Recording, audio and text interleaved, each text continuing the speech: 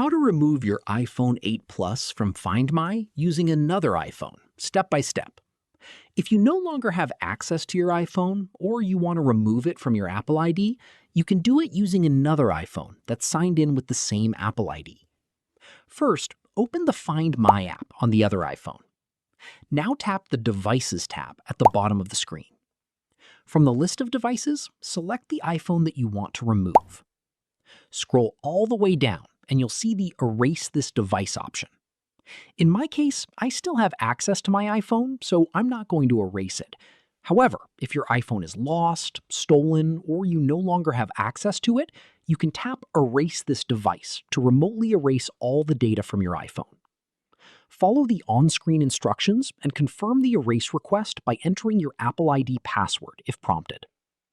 Once the iPhone is erased and no longer connected to your Apple ID, the Remove this device option will become available.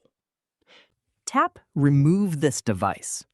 Then confirm your choice to remove the iPhone from your Apple ID and Find My. Keep in mind that Erase this device will permanently delete all data stored on that iPhone, so only use this option if you're sure you no longer need the data or you've already backed it up. So that's how you can remove an iPhone from Find My using another iPhone. If this tutorial helped you, make sure to like and subscribe for more iPhone tips and step-by-step guides.